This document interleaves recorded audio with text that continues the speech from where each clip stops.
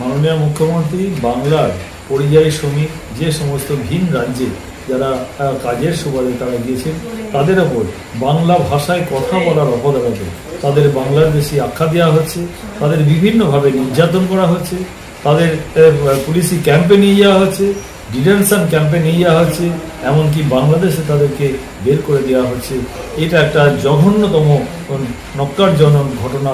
সারা ভারতবর্ষে জুড়ে যেসব জায়গায় বিজেপি শাসিত রাজ্য আছে সেই সব জায়গায় বাংলা এবং বাঙালি যে বিদ্বেষ তারা তৈরি করেছেন, মাননীয় মুখ্যমন্ত্রী পশ্চিমবঙ্গের সাধারণ মানুষকে ঐক্যবদ্ধ করে তিনি আজকে বাংলার মানুষকে রক্ষা করা, বাংলার ভাষা রক্ষা করার জন্য তিনি আজকে এগিয়ে এসেছেন।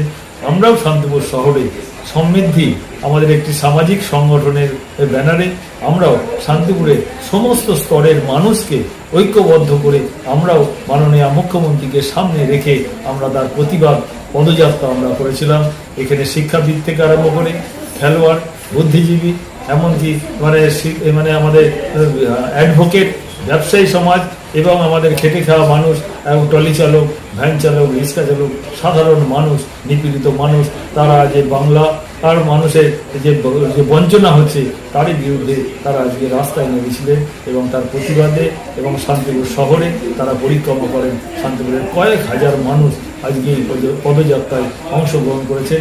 বাংলা ভাষা এবং যাদের বিশেষ করে স্বাধীনতার সময় এই বাঙালিদের যে অবদান আছে সেই অবদান তারা আজকে অস্বীকার করছে।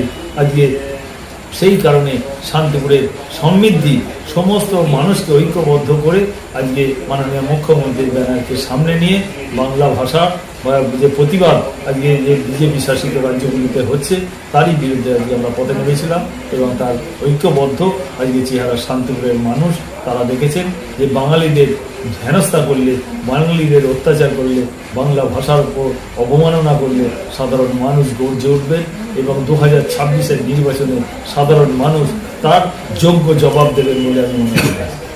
এই সঙ্গে সম্প্রীতির বার্তা দিলেন, আগামী দিনে কি বার্তা দেবেন মানুষকে? বিষয়টা যে এখানে তো আমি কি বললাম, সমস্ত ধর্মের, সমস্ত বর্ণের, সমস্ত মানুষ তারা আজকে ঐক্যবদ্ধ হয়ে আজকে এই প্রতিবাদী পদযাত্রায় তারা কিন্তু অংশগ্রহণ করেছিলেন। তারা প্রত্যেকটা স্তরের মানুষ, সমস্ত সম্প্রদায়ের মানুষ তারা আজকে দলমত নির্বিশেষে এই বাংলা ভাষা এবং বাঙালিদের ওপর যে নির্যাতন অত্যাচার হচ্ছে তারই বিরুদ্ধে সাধারণ মানুষ আজকে গর্জে উঠেছেন। তারা আজকে সেই মানুষগুলো আজকে প্রত্যেকেই আজকে সামিল হয়েছেন এবং পদযাত্রায় তারা অংশগ্রহণ করেছেন। আপনার পরিচয়? সুব্রত ঘোষ, চেয়ারম্যান, শান্তিপুর পৌরসভা।